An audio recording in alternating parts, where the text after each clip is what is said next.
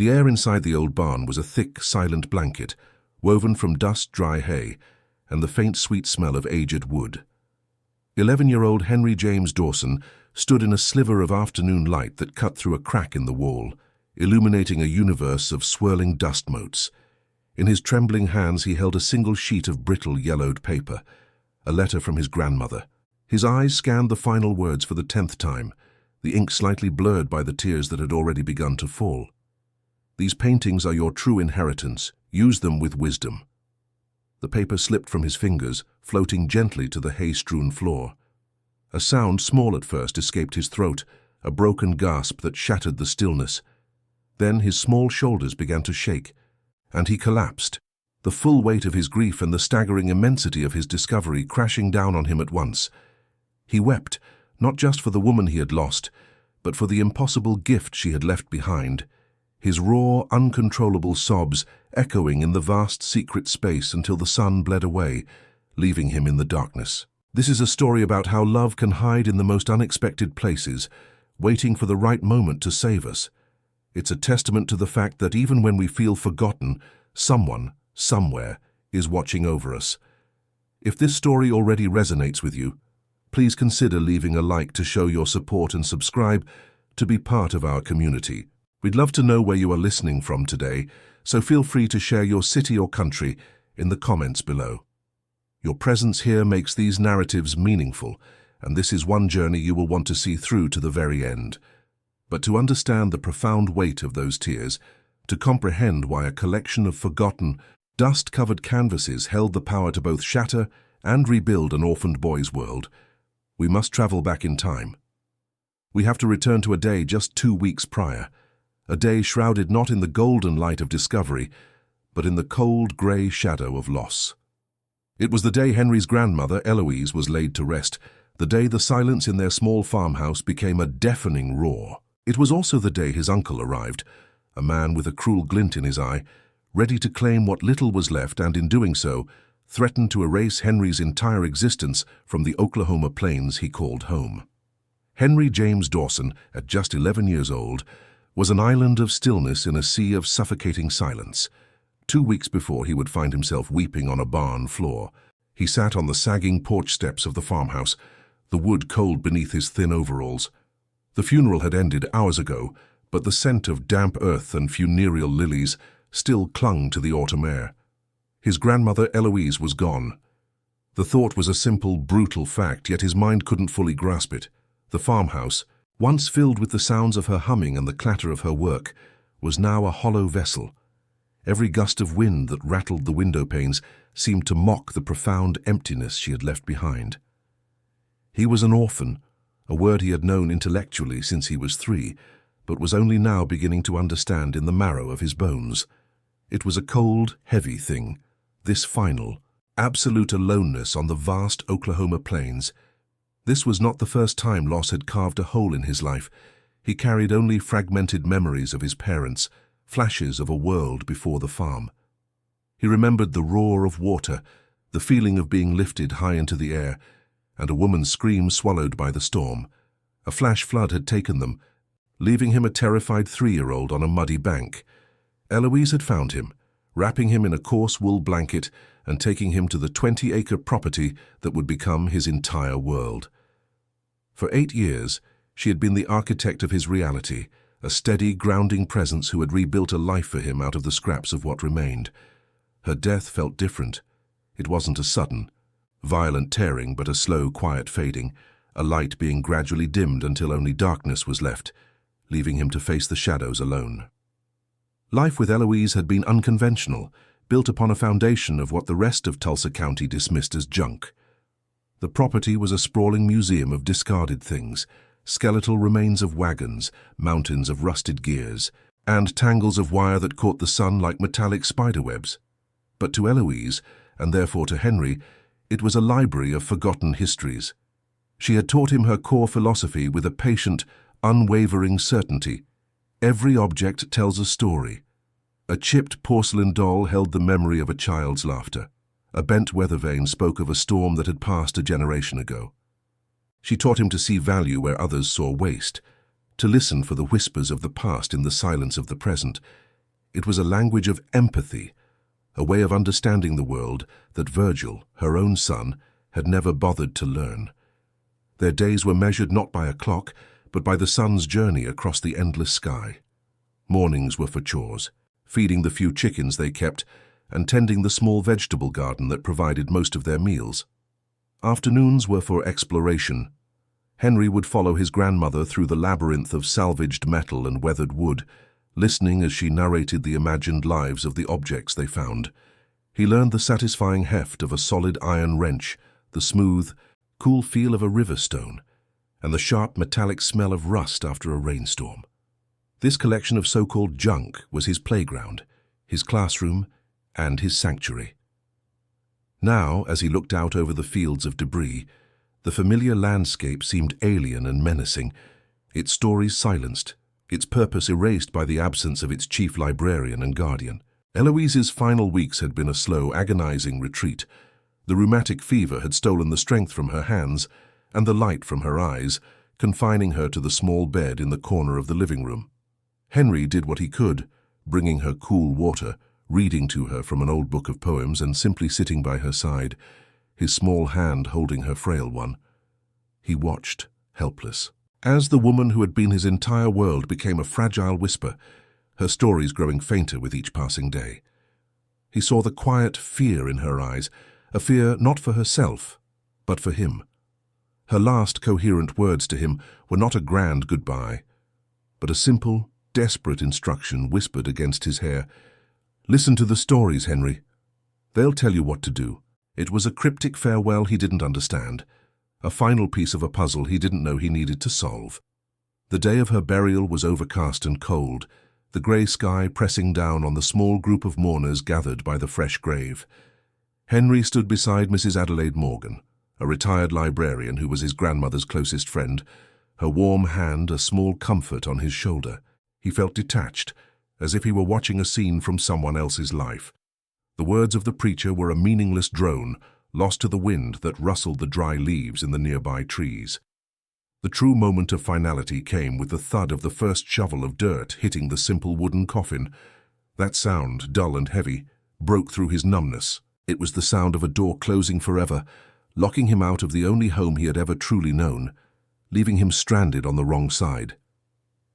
It was there, among the tombstones, that his uncle made his appearance. Virgil Dawson was a man shaped by the city, his suit too clean for the dusty country cemetery, his face a mask of impatient duty. Henry had only met him twice before, and both times had been left with a feeling of unease. Virgil's eyes were small and sharp, constantly calculating, assessing the value of everything they landed on. He looked at the farm, not with the affection of a son returning home, but with the cold appraisal of a man liquidating an asset. He offered Henry a perfunctory, awkward pat on the head, a gesture devoid of any genuine comfort or warmth. It was the touch of a stranger, a harbinger of the clinical cruelty that was to follow, a clear sign that this man did not belong in Eloise's world of stories and sentiment. After the few neighbors had offered their condolences and departed, Virgil led Henry back to the farmhouse porch. He didn't waste time with gentle words or feigned sympathy.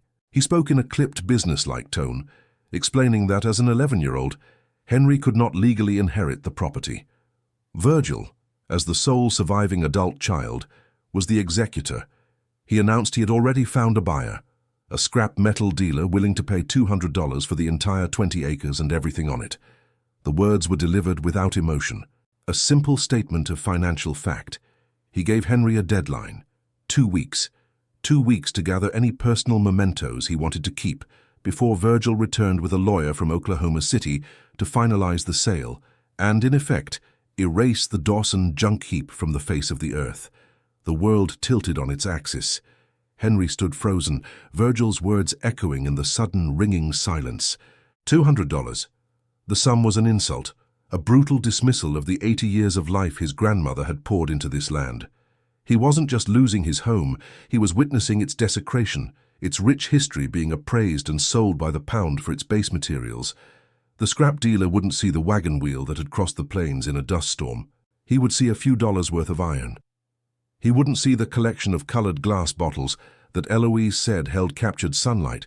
He would see trash, to be crushed.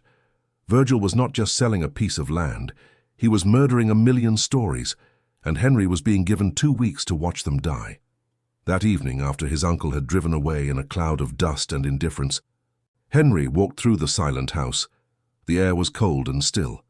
He ran his hand over the worn fabric of Eloise's favorite armchair, its indentation still holding the ghost of her form. He looked at the faded photographs on the mantelpiece, his grandparents on their wedding day, his father as a boy, a blurry snapshot of his own parents he barely recognized. These were the last vestiges of his lineage, and soon they would be gone, scattered to the winds. The overwhelming grief from the funeral was now compounded by a rising tide of desperate, helpless panic. He was a small boy, facing a large, uncaring world, armed with nothing but the fading memory of a woman who had taught him to find meaning in the things everyone else had thrown away. He stopped in the kitchen, the heart of their home, where the scent of his grandmother's baking seemed to linger faintly in the air. On a small hook by the door hung her old, rust-stained work gloves, the leather cracked and molded to the shape of her hands. He took one down, the material still stiff, and slipped his small hand inside. It was cavernous, a hollow space that her warmth had long since abandoned. He curled his fingers, trying to feel the echo of her grip, the strength that had built this world around him. But there was nothing, only cold, empty leather. It was in that moment, standing in the deepening twilight of his grandmother's kitchen, that the full weight of his predicament settled upon him. He was utterly, terrifyingly alone, with only 14 days left before his entire world was hauled away for scrap. The first 3 days following his uncle's departure were a blur of hollow routines. Henry moved through the farmhouse like a ghost, the silence of the rooms amplifying the frantic pounding of his own heart. He would wake before dawn, the habit ingrained in him by years of farm life, only to remember there was no one to make breakfast for, no chores that truly mattered anymore. The 14-day deadline was a constant, oppressive weight in the back of his mind, a ticking clock counting down to the end of his world. He would wander the property for hours, his small hands tracing the outlines of rusted plows and weather-beaten wagon wheels, trying to absorb the stories his grandmother had cherished. He was attempting to memorize the feeling of home, the texture of its existence, before it was all scraped away and hauled off to be melted down into something unrecognizable. Each sunset felt like a betrayal, stealing another precious day from him. On the morning of the 4th day, the sound of an approaching engine broke the stillness. It was Mrs. Adelaide Morgan's familiar Ford Model A, chugging up the long dirt driveway in a cloud of dust. For the first time in days, a fragile flicker of hope ignited in Henry's chest. She stepped out of the car, carrying a covered casserole dish, her face etched with a deep, compassionate concern that felt like a warm blanket in the cold autumn air. She didn't offer empty platitudes, but simply wrapped him in a firm, comforting hug that smelled faintly of old books and cinnamon. She looked past him at the silent house and the sprawling fields of so-called junk, and her lips thinned into a line of quiet resolve. Her presence was a temporary shield, a brief respite from the crushing certainty of his impending loss, and he found himself clinging to it with a desperate strength. He sat with her at the worn kitchen table, the casserole sitting untouched between them, and recounted the conversation with his uncle. His voice was barely a whisper as he explained Virgil's plan, the $200 sale, the 2-week deadline. He watched as Mrs. Morgan's expression shifted from sorrow to a steely indignation. She placed her hand over his, her touch firm and reassuring. This was not right, she murmured, not what Eloise would have wanted.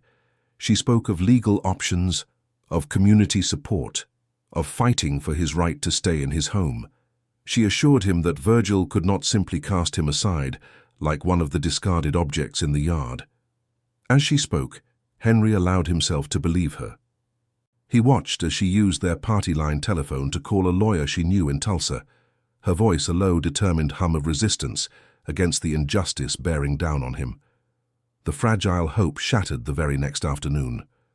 Virgil's sleek city car appeared at the end of the driveway far sooner than expected, its polished black paint a stark intrusion on the rustic landscape. Mrs. Morgan had returned earlier that morning, intent on meeting Virgil herself to reason with him face to face. When Henry saw his uncle's car approaching, A primal fear seized him. He scrambled off the porch and hid behind a large, empty rain barrel tucked against the side of the house, the cool, rusted metal pressing against his back. He held his breath, listening as his uncle's heavy, impatient footsteps crunched on the gravel path. The screen door creaked open and then slammed shut, and the confrontation began, leaving Henry outside, a terrified and invisible witness to the negotiation for his entire future. He could hear their voices clearly through the open kitchen window, muffled only slightly by the thin mesh of the screen. Mrs. Morgan's tone was calm and rational, appealing to Virgil's sense of decency, of family obligation, of respect for his own mother's memory. She argued that the farm, while not monetarily valuable in his eyes, was Henry's entire world, the only home he had ever known. She spoke of Eloise's deep connection to the land and its history. She proposed alternatives, suggesting that she and her son could help find a suitable guardian for Henry, a family in the community who would care for him, allowing him to at least stay in a familiar town.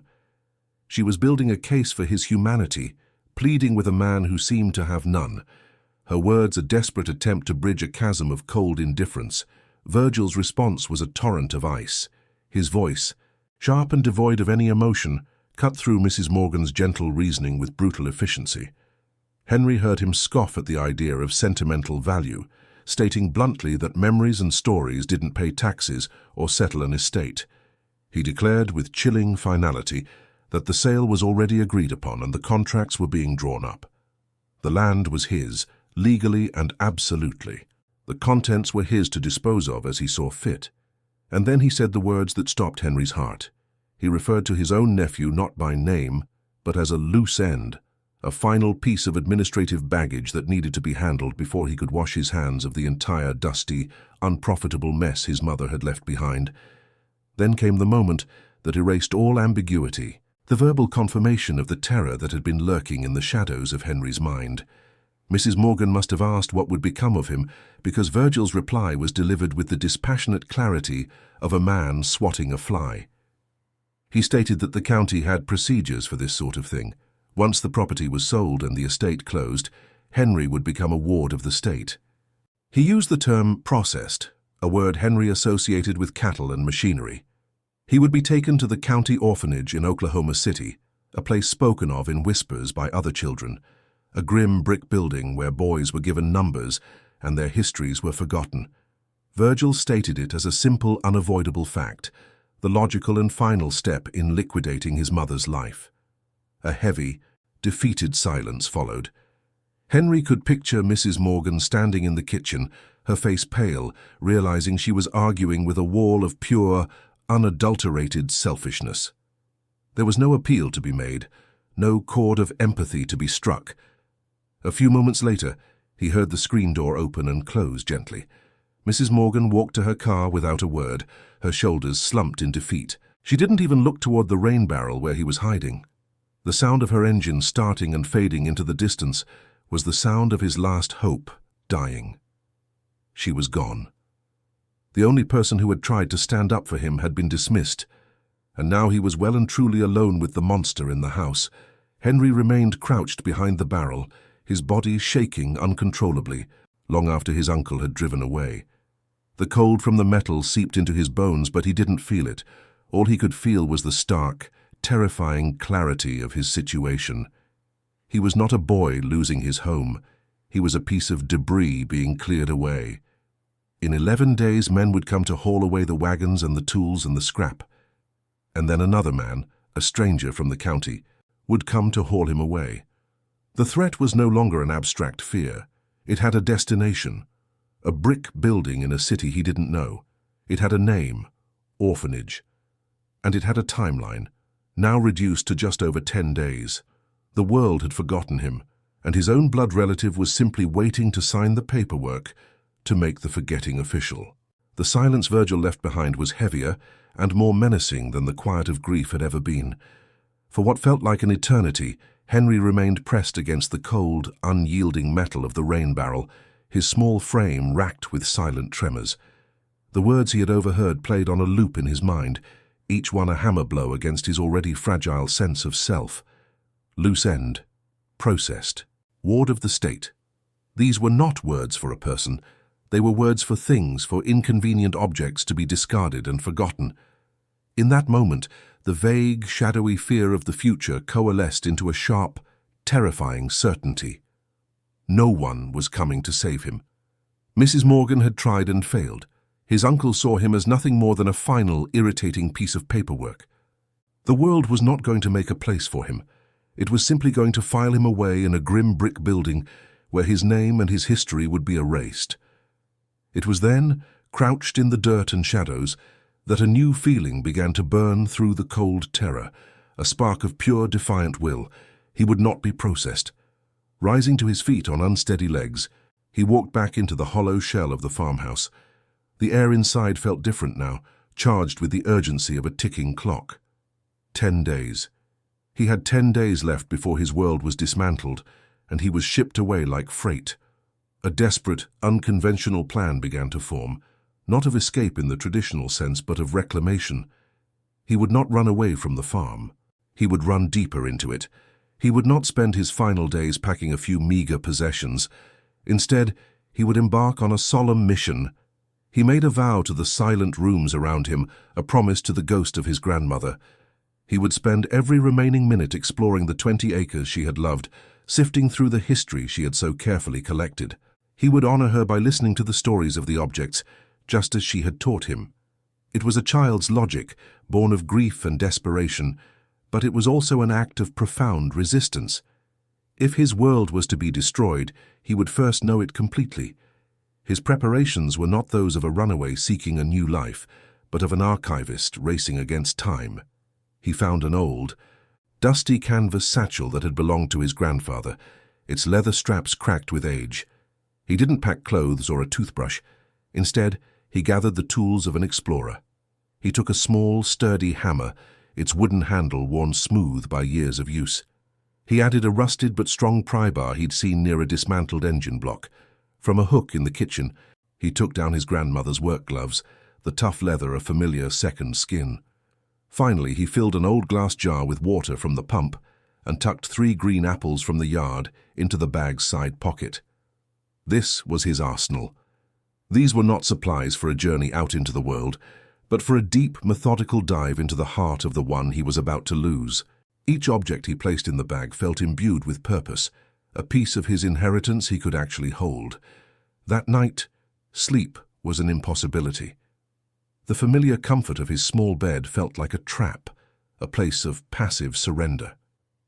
He took a single threadbare blanket from his room and curled up in Eloise's large, worn armchair in the living room. The fabric still held the faintest scent of her, a mix of soil and chamomile tea, and he buried his face in it, breathing it in. This was his silent goodbye to the house as a sanctuary. From the moment the sun rose, it would become part of his search, a place of clues and memories, not of shelter. He sat there in the profound darkness, the weight of the coming days pressing down on him. The image of the orphanage, a place he'd only heard of in fearful whispers, was a powerful motivator, a spectre of what awaited him if he failed. But stronger than the fear was the echo of Eloise's final instruction. "Listen to the stories, Henry. They'll tell you what to do." He was choosing her voice over his uncle's, her world of meaning over his world of cold, hard cash.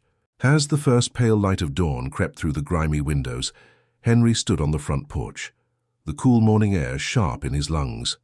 He mentally rehearsed his strategy, his eyes scanning the sprawling landscape before him. He would be systematic. He would start at the far eastern edge of the property, with the skeletal remains of a broken threshing machine, and work his way west, section by section. He would examine every pile of scrap, every discarded tool, every piece of forgotten machinery.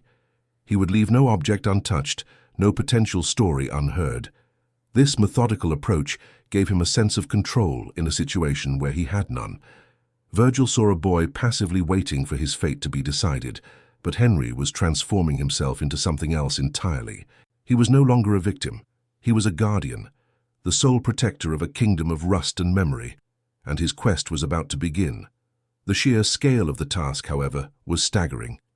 As he stood before the first great mound of twisted metal and decaying wood, A wave of profound doubt threatened to drown his newfound resolve. It was an impossible task. How could one small boy sift through decades of accumulated debris in just 10 days? What was he even looking for? A nameless, shapeless thing his grandmother had called a story. The futility of it all washed over him, and for a terrifying moment he felt the urge to give up, to simply walk back to the house and wait for the men who would come to haul it all away. The cold, practical reality of his situation clashed with the desperate romanticism of his plan. He was just a child, and this was a task for an army. The weight of his loneliness returned, heavier than before, and his defiant energy began to drain away into the dusty ground.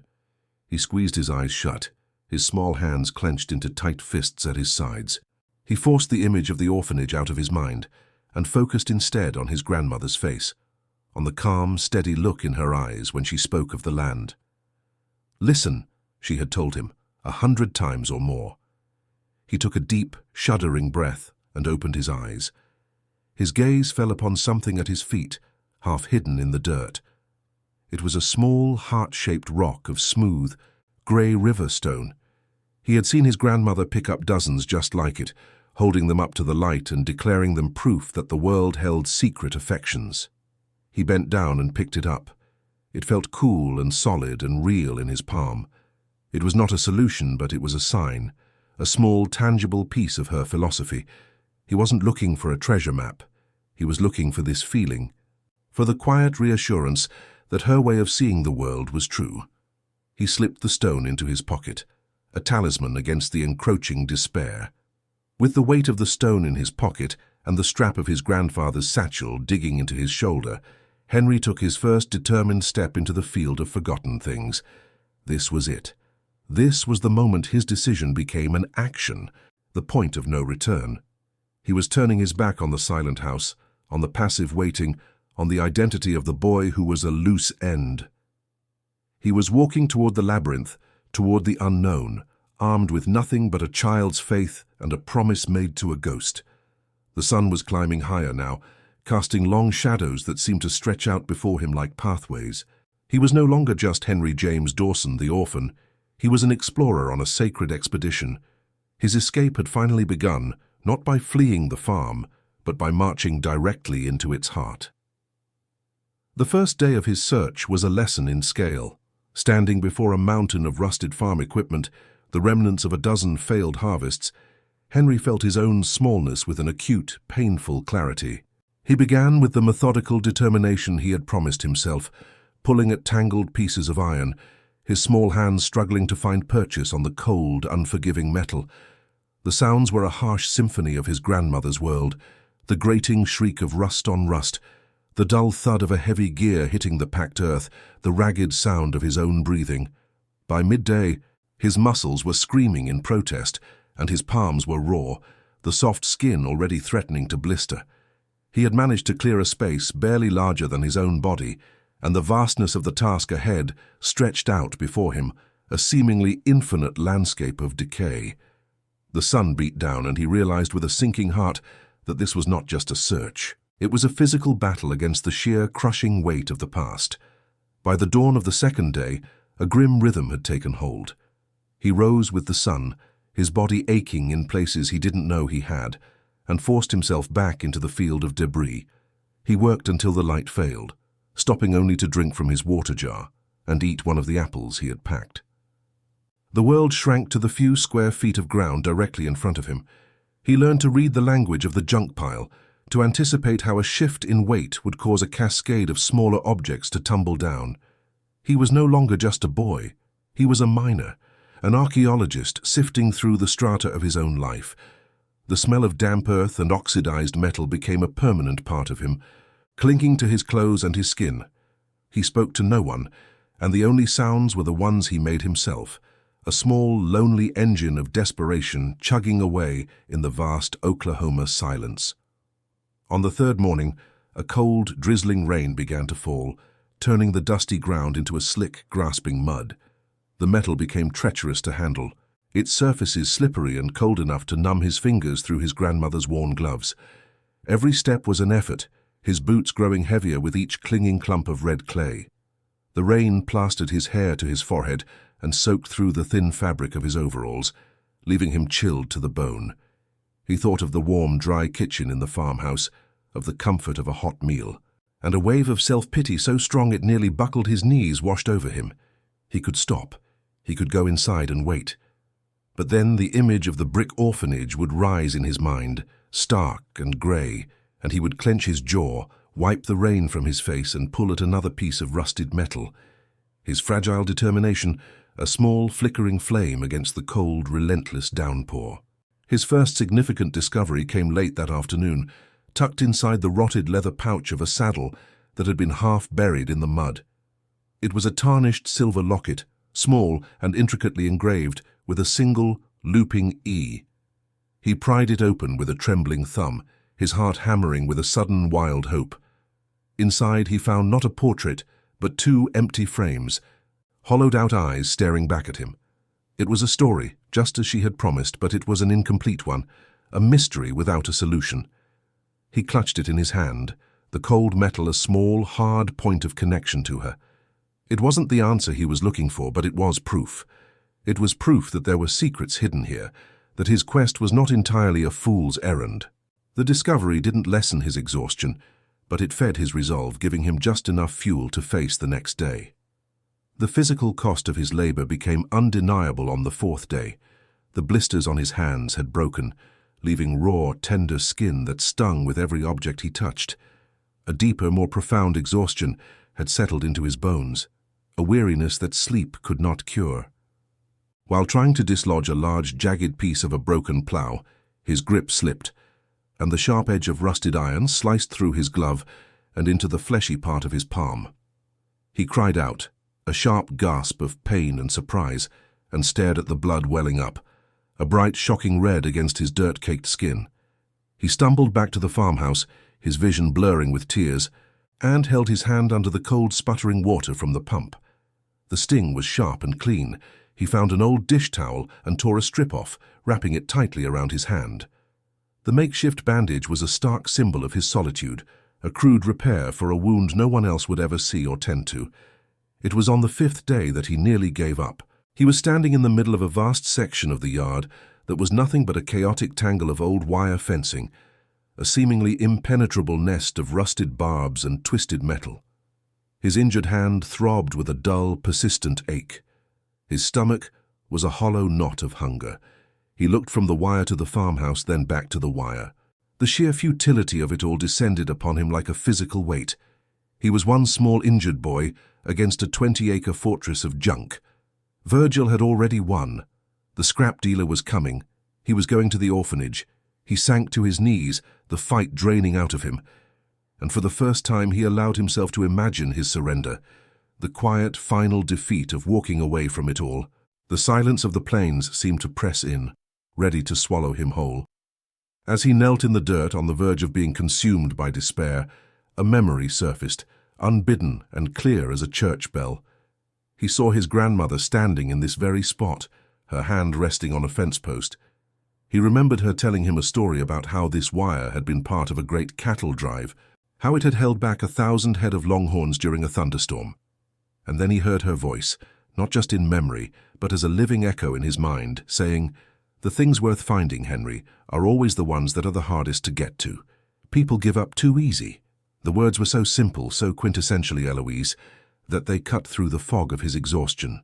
He looked at his bandaged hand, then at the tangled wire. It was not just a barrier, it was a test. He took a deep, shuddering breath, got to his feet, and began the slow, painstaking process of untangling the first strand. His approach changed after that. He was no longer just a boy driven by frantic desperation. He was a strategist. He began using his tools with more purpose, employing the pry bar not just for lifting, but as a lever to shift entire sections of debris. He learned to see the structural weaknesses in the piles, to understand how removing one key piece could cause a whole section to collapse, revealing what was hidden beneath. He was conserving his energy, working with a focused, almost grim efficiency that belied his age. He was adapting, his body and mind hardening in response to the relentless pressure of his task. Each small success, a cleared patch of ground, a new area to search, was a victory, a small act of defiance against the fate his uncle had so casually assigned to him. He was no longer just listening for stories, he was fighting for them. Late in the afternoon on the 6th day, the distant sound of a car engine on the county road sent a jolt of pure adrenaline through him. He immediately dropped the piece of metal he was holding and scrambled behind the hulking skeletal frame of a defunct tractor. He held his breath, his heart pounding against his ribs, convinced it was Virgil, returning early to finalize the sale, to find him covered in dirt and defiance. The sound grew louder, a low rumble that seemed to shake the very ground he was hiding on, and then it began to fade as the vehicle continued on its way, disappearing over the horizon. He stayed hidden for a long time after the sound was gone, the silence that returned feeling fragile and temporary. The incident served as a stark reminder that his time was not his own. The outside world, with its laws and its lawyers and its uncaring uncles, was coming for him, and it was getting closer with every passing hour. By sunset he had reached the western edge of the property. He had systematically worked his way through the fields of scrap, the collapsed outbuildings and the ravine filled with discarded household items. He was covered in a week's worth of grime, his clothes were torn, and his body ached with a fatigue so deep it felt permanent. But he had done it. He had touched every piece of this broken kingdom. Now, only one structure remained: the barn. It stood apart from the rest of the debris, a large, weathered building of greying wood. Its great sliding door held fast by a thick rusted chain and a heavy padlock. This was the one place his grandmother had always forbidden him from entering, the one part of her world she had kept completely to herself. It was the only place left to look. He stood before it as the last light of day bled from the sky, casting the barn in long, ominous shadows. A profound sense of finality settled over him. His entire frantic search, every blister, every cut, every moment of despair and renewed hope had led him to this single locked door. It felt less like a building and more like a vault, a silent keeper of his grandmother's greatest secret. The wind picked up, whistling through the cracks in the old wood, and it sounded like a whisper urging him forward. All the exhaustion of the past week fell away, replaced by a surge of nervous energy. He was no longer just searching for a story. He felt with an unshakable certainty that resonated deep in his soul that he was about to find the one story that could save him. He approached the door slowly, his footsteps unnaturally loud in the evening quiet. He reached out and laid his hand flat against the rough, weathered wood. It felt solid, ancient, and immovable. He examined the chain and the lock, both pitted with rust but still formidable. This was the final barrier, the last obstacle between him and whatever his grandmother had deemed so important. It needed to be hidden from the world. He thought of Virgil's cold eyes, of the word processed, and of the looming shadow of the orphanage. Then he thought of Eloise's last words, the cryptic instruction that had become his mantra. He took a step back, his eyes scanning the ground around him. His gaze landed on the rusted crowbar he had found near the dismantled Model T, the one he'd been using all week. He picked it up. Its weight felt familiar and purposeful in his hands. The time for listening was over. It was time to break down the door. The crowbar bit into the rusted hasp with a high-pitched screech of protest, the sound unnaturally loud in the late afternoon stillness. Henry put his entire wiry frame into the effort, his muscles straining against the unyielding metal. For a moment, nothing happened. Then, with a sharp cracking sound that echoed across the yard, the lock gave way. The heavy sliding door, freed from its decades of imprisonment, groaned open on protesting hinges, just wide enough for him to slip through. He stepped from the bright, open air of the plains into a different world. A wall of cool, still air met him, thick with the scent of dry hay, dust, and the sweet, almost vanilla-like fragrance of aged wood. It was the smell of a place that had been sealed off from time, a pocket of preserved silence. He pulled the heavy door closed behind him, plunging the interior into a dim, dusty twilight, a refugee stepping into a long-forgotten sanctuary. The chaos of the yard vanished, replaced by a profound, almost reverent quiet. The only sound was the frantic pounding of his own heart, and the faint whisper of wind finding its way through the cracks in the barn walls. Thin blades of afternoon sun cut through the gaps, illuminating a universe of swirling dust motes that danced in the columns of light. It was cooler in here, the thick wooden walls insulating the space from the day's warmth. He stood just inside the door, letting his eyes adjust to the gloom, a feeling of both trespass and destiny settling over him. This was his grandmother's forbidden territory, the one chapter of her life she had kept sealed shut. As he breathed in the ancient, undisturbed air, he understood that this was not just another part of the farm. It was its secret heart, a place set apart for a purpose he could not yet comprehend. As his vision sharpened, he saw that the barn was not filled with the familiar clutter of the rest of the property. There were no piles of scrap metal, no broken tools, no skeletal remains of old machinery. Instead, arranged in neat, orderly rows against the long walls, were dozens of large rectangular shapes. Each one was shrouded in a thin, yellowed bedsheet, their forms suggesting something flat and uniform beneath the fabric. They stood like silent, patient sentinels in the gloom, their presence both mysterious and deliberate. The sheer orderliness of the scene was jarring. Everything outside was a testament to chaos and decay, but in here there was careful intention. This was not storage, it was a shrine. A wave of nervous energy washed over him, a feeling that he was on the brink of a discovery far greater than a tarnished silver locket. He took a hesitant step forward, his worn boots making almost no sound on the hay-strewn floor. He approached the nearest shrouded object, which stood nearly as tall as he was. The dust on the sheet was thick and soft, a grey blanket that had likely gone undisturbed for years. His breath hitched in his throat.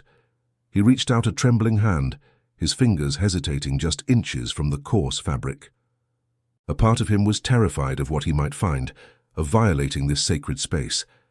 But a stronger, more desperate part of him, the part that heard his uncle's cold voice and saw the grim shadow of the orphanage, knew he had to see. This was the end of his search, the final locked room of his grandmother's story. He curled his fingers around the edge of the sheet, the material feeling brittle and fragile beneath his touch. With a deep, shuddering breath, he took a corner of the sheet and pulled. The fabric, heavy with dust, slid away with a soft whisper. What was revealed beneath it stole the air from his lungs. In the dim, slanted light, a sudden, impossible burst of color and motion blazed back at him. It was a painting, vibrant and alive, depicting a colossal dust storm rolling over the plains, the sky a terrifying swirl of ochre and black. The sheer power of it, the raw energy captured in the oil and canvas, was unlike anything he had ever seen. It was not a picture. It was a living moment, a storm of emotion and history. He simply stared, his mouth slightly agape, his mind struggling to build a bridge between the junk heap outside and the masterpiece that stood before him. A secret sun burning in the darkness of the barn. A feverish energy seized him then, a frantic, desperate need to see them all. He moved down the line, pulling away one sheet after another. With each reveal a new world appeared. A gallery of ghosts came to life in the dusty light. He saw the weathered, noble face of a Native American chief, his eyes holding a universe of sorrow and wisdom. He saw a vast, empty landscape, under an endless sky, so real he could almost feel the wind on his face. There were scenes of hard rural life, of men working the land and women gathered on farmhouse porches, their faces etched with the quiet dignity of survival. It was a hidden museum, a secret history of the Oklahoma plains he thought he knew so well. These were not just paintings, they were the stories his grandmother had told him about, given form and color, the very soul of the land she had loved. His frantic exploration came to a halt in the far corner of the barn. His gaze, which had been darting from one stunning canvas to the next, fell upon a small, unassuming wooden crate tucked away behind a stack of smaller covered frames. It was simple and unadorned, bound with leather straps that had cracked with age. Compared to the magnificent art that surrounded it, the crate seemed almost insignificant, yet it drew him in with an undeniable gravity. The paintings were the treasure, but he felt with a sudden, bone-deep certainty that this box held the key. It was the explanation, the map to this hidden world. He knelt before it, his hands hovering over the lid, the smell of old wood and something else, something like paper and leather, rising to meet him. He fumbled with the stiff leather straps, his fingers clumsy with a mixture of reverence and haste. The lid creaked open. Inside, Nestled on a bed of yellowed cheesecloth were several stacks of letters tied with faded ribbon and a thick, leather-bound diary. He lifted the diary, its cover worn smooth with time. But beneath it lay one final item. It was a single thick envelope of creamy paper, sealed with a blob of dark red wax, and written on the front in his grandmother's familiar spidery handwriting was a single word: Henry. The sight of his own name written in that beloved script, in this secret place, made the entire surreal experience suddenly, terrifyingly real. This wasn't just a discovery, it was a message left specifically for him. His hands trembled so violently he could barely break the wax seal. He pulled out a single sheet of brittle yellowed paper, the ink slightly faded but perfectly clear. The letter was short, a final loving instruction from the woman who had been his entire world. His eyes scanned the lines, her voice seeming to whisper the words directly into his mind. He read about his grandfather, about a friendship with a traveling artist, about a promise made and kept for decades, and then he reached the final words, the ones that would change everything, the ones that held the weight of his past and the key to his future. "These paintings are your true inheritance," she had written. "Use them with wisdom." The simple sentence landed with the force of a physical blow, a stunning revelation of a love so profound and far-sighted, it had reached across death itself to protect him. The paper slipped from his numb fingers, floating gently to the hay-strewn floor. A sound, small at first, escaped his throat, a broken gasp that shattered the sacred stillness of the barn. He looked from the letter to the silent, watching portraits, to the powerful landscapes, and the full, staggering weight of what his grandmother had done, of the impossible gift she had left behind, crashed down on him all at once. His small shoulders began to shake. He collapsed to his knees, his body overwhelmed, the last of his strength giving way to an eruption of pure, unadulterated emotion. He wept, not just for the woman he had lost, but for the incredible secret legacy she had guarded for him, his raw, uncontrollable sobs echoing in the vast, private space until the last slivers of sun bled away, leaving him alone in the darkness with his inheritance. The darkness in the barn was absolute, a thick, velvety black that swallowed the last vestiges of the day. Henry remained on his knees, the cold from the earthen floor seeping through his thin overalls, his body still trembling with the aftershocks of his sobs. The air, heavy with the scent of hay and ancient dust, now seemed charged with a new, profound significance. It was the air of a sanctuary, a vault of secrets he had just unlocked. For a long time, he did not move, allowing the immensity of his discovery to settle over him not as a weight, but as a strange, protective blanket. He was no longer just a boy hiding from a cruel uncle in a forgotten barn. He was the chosen heir to a silent, magnificent kingdom, the sole guardian of a story so much larger than his own small life. The grief that had hollowed him out was beginning to fill with something else, something akin to awe. He was still alone, but for the first time since his grandmother's passing, he did not feel abandoned. He felt seen. Slowly, as if moving through water, he reached for the small wooden crate again. His fingers, clumsy and stiff, found the thick leather-bound diary.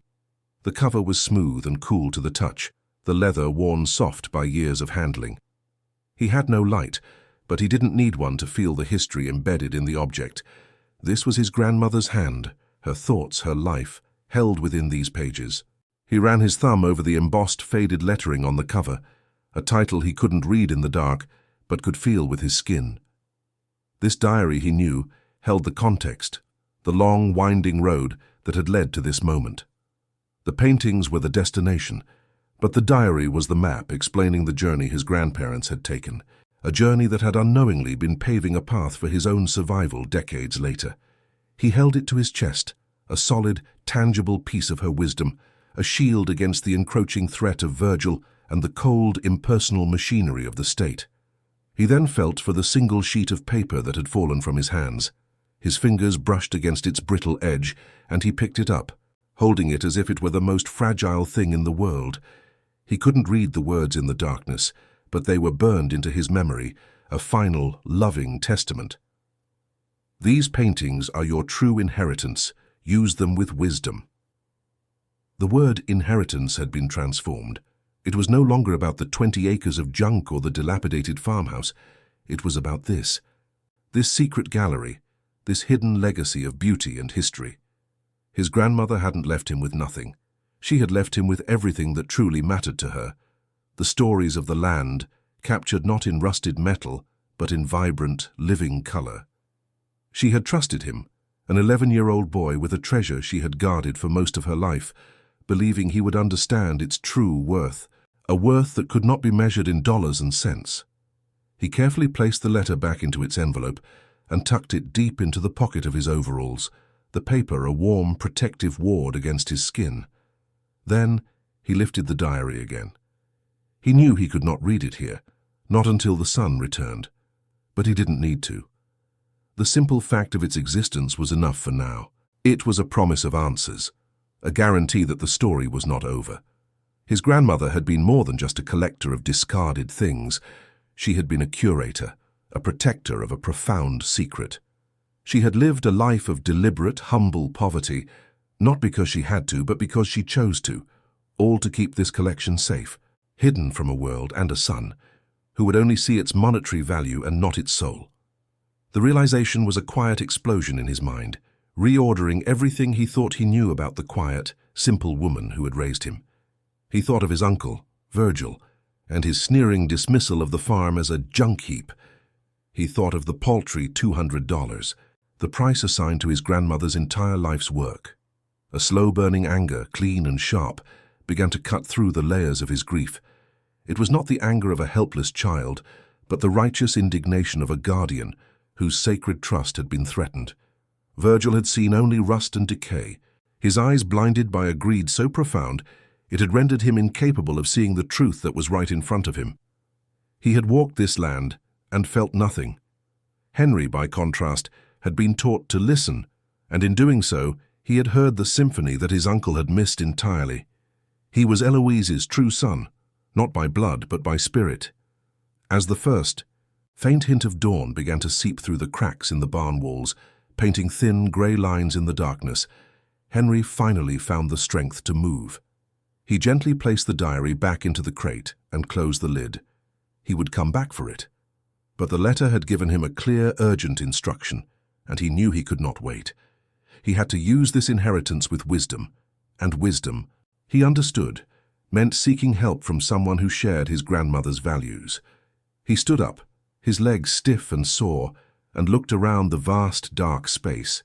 The shrouded canvases were no longer mysterious shapes. They were his army, his silent, powerful allies waiting to be revealed to the world. He was their steward now, and his first act would be to honor the trust his grandmother had placed in him. He pushed open the heavy barn door, the morning light spilling in, cool and pale. The world outside looked different, transformed by the knowledge he now possessed. The fields of scrap metal were no longer a symbol of his impending loss, but a testament to the brilliant, unassuming woman who had used them as a shield, a clever camouflage to protect a priceless treasure. He took a deep breath of the crisp morning air, a sense of profound, unwavering purpose settling in his chest. He knew exactly what he had to do. Eloise's final words were not just a wish, they were a plan for his survival. She had not only left him a fortune, she had left him a future. He walked back into the barn, his steps now firm and confident. He went to a smaller canvas he had uncovered the day before, a beautiful, simple study of a sunflower field under a vast Oklahoma sky. It was smaller than the others, easier to carry, yet it pulsed with the same vibrant energy. He carefully lifted it. The wooden frame felt solid and real in his hands. This was his proof, his evidence, the key that would unlock the next chapter of his life. He wrapped it carefully in one of the discarded bedsheets, creating a protective shroud for its journey. He was no longer a boy fleeing a terrible fate. He was an emissary, carrying a message from the past, a message of love, art, and resilience, ready to deliver it to the one person in the world he knew he could trust. The 7-mile walk to Mrs. Adelaide Morgan's house was not a journey of desperation, but a pilgrimage of purpose. With the wrapped painting tucked securely under his arm and his grandmother's letter in his pocket, Henry set off down the long dirt road as the sun climbed higher in the sky. Each step felt different from the frantic, desperate wanderings of the past week. He was no longer a ghost haunting the edges of his own life. He was a boy with a mission, his small frame filled with a resolve that made him feel taller, stronger. The landscape of the plains, once a backdrop for his loneliness, now seemed to embrace him, its wide-open spaces a promise of possibility rather than a symbol of his isolation. He was walking away from the farm, but for the first time, he felt like he was walking toward a home, not away from one. Mrs. Morgan opened her door to find a boy she barely recognized. He was still the same Henry, small for his age and covered in a week's worth of grime, but the fear and confusion in his eyes had been replaced by a calm, steady light. He said nothing at first, simply holding out the sheet-wrapped package. Puzzled but trusting, she led him inside to her sun-filled living room, a space that smelled of old paper and lemon polish. He placed the package on her large oak table, and with a reverence that made her hold her breath, he slowly unwrapped it. As the sunflower field blazed to life in the morning light, a sharp, audible gasp escaped Adelaide's lips. Her hand flew to her mouth, her eyes wide with a mixture of shock and dawning comprehension. She didn't need to look for a signature. She recognized the style, the bold brush strokes, the soul of the artist. Henry then handed her the letter. She read it once, then twice, her expression shifting from astonishment to a fierce, protective tenderness. The full, incredible story of Eloise's secret, of her quiet sacrifice and profound foresight, settled in the room. Adelaide looked from the painting to Henry, and her eyes filled with tears, not of sorrow, but of overwhelming admiration for her departed friend. She immediately went to the telephone, her movements precise and energized. Henry listened as she made the call to Dr. William Hartfield at the Oklahoma City Art Museum, her voice a low, urgent hum of discovery and vindication. An appointment was made. A history was about to be rewritten. In that moment, Henry knew he had done the right thing. He had used his inheritance with wisdom, and the world was beginning to shift in response. The following days were a whirlwind of quiet activity. Dr. Hartfield arrived, a kind, scholarly man, whose initial skepticism melted into breathless awe as Henry led him into the barn. He moved among the canvases like a man in a dream, his hushed whispers of incredible and unbelievable echoing in the dusty space. The official appraisal was a number so large it seemed unreal to Henry, $137,000. It was a fortune beyond his wildest imaginings, a figure that rendered his uncle's $200 offer a grotesque insult. The paintings were carefully documented, packed, and transported to the museum for safekeeping, their long, silent vigil in the darkness finally over. The stories were ready to be told to the world. When Virgil Dawson's polished black car finally pulled up the driveway on the appointed day, he was not met by a frightened, defeated nephew. He was met by a small committee waiting on the porch. Mrs. Morgan, calm and resolute, Dr. Hartfield, holding a legal document from the museum, and a stern-faced lawyer Adelaide had hired. Virgil's confident smirk faltered as he took in the scene, his calculating eyes darting between the unexpected guests. His blustering attempts to assert his authority were calmly dismantled, first by the revelation of the painting's true value, and second by a thick file of letters Eloise had written to Adelaide over the years, each one a clear, lucid testament to her wishes for Henry and the farm. His fraud was laid bare not with anger but with quiet, irrefutable facts. The state investigation that followed was merely a formality. Virgil left that day not with a signed contract, but with his entire world crumbling around him, defeated by the quiet wisdom of a woman he had never bothered to understand. Henry was not adopted by strangers or sent to a numbered bed in a city orphanage. He found a new home with Adelaide and her son Robert, a gentle farmer who lived nearby. It was a home filled with books and warmth, where his story was honored and his future was nurtured. The farm, his farm, was not sold for scrap.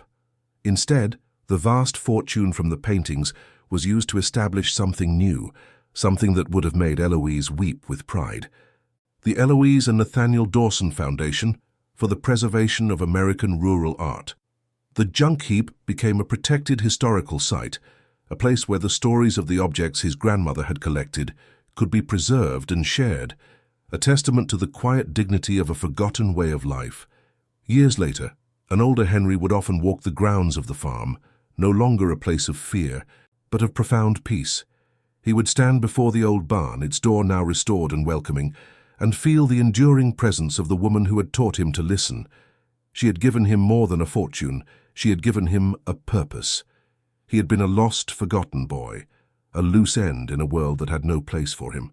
But one person, his grandmother, had believed he was worthy of a better story. Through a quiet act of love hidden away for decades, she had reached through time to save him, proving that the greatest treasures are not always the ones that glitter, but the ones that are protected with love and passed on with wisdom.